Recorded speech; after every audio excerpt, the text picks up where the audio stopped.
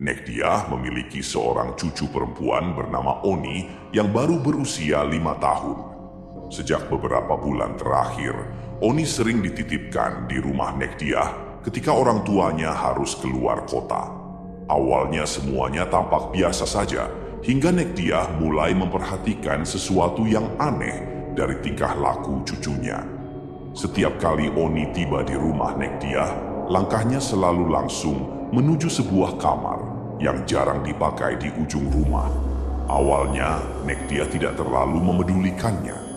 Namun, suatu sore, saat Nekdiah melangkah melewati ruang tamu, dia mendengar suara cucunya yang kecil bercakap-cakap. Suara itu datang dari balik pintu kamar. Suara Oni terdengar seperti berbicara dengan seseorang. Nekdiah tahu benar, tidak ada siapa-siapa di rumah itu selain dirinya dan cucunya. Dengan langkah hati-hati, Nekdiah mendekati pintu kamar. Dari celah pintu yang sedikit terbuka, dia melihat Oni berdiri menghadap tembok, seolah berbicara pada sesuatu yang tak terlihat. Dengan suara bergetar, Nekdiah bertanya, "Oni, kamu bicara dengan siapa?"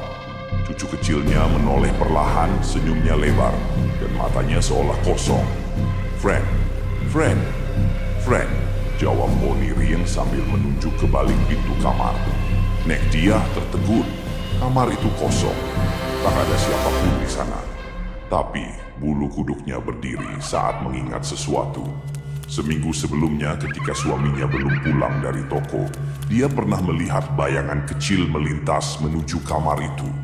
Awalnya, dia pikir hanya bayangan lampu atau halusinasinya saja. Tapi kali ini, kata-kata Oni seakan menjadi penghubung dengan pengalaman itu.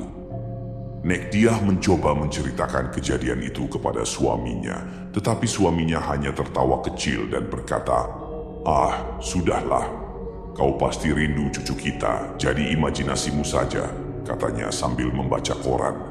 Malam itu Nekdiah benar-benar merasakan sesuatu yang berbeda. Beberapa hari kemudian, saat mereka bertiga menonton televisi di ruang keluarga, sebuah kejadian yang lebih mengerikan terjadi. Malam itu kebetulan mereka menonton film horor. Di layar tampak sosok pocong melompat-lompat di tengah malam yang gelap. Oni yang tadinya duduk tenang di sofa tiba-tiba berdiri dan menunjuk ke arah layar televisi. Dengan wajah kegirangan dia berteriak, "Nek, friend. Tangannya menunjuk ke layar, tetapi yang membuat darah Nekdiah membeku adalah saat Oni berbalik, menunjuk ke sudut ruang tamu sambil terus mengulang, "Friend, di situ. Friend ada di situ." Nekdiah menoleh perlahan. Sudut itu gelap, tapi entah kenapa rasanya ada sesuatu yang sedang memperhatikan mereka.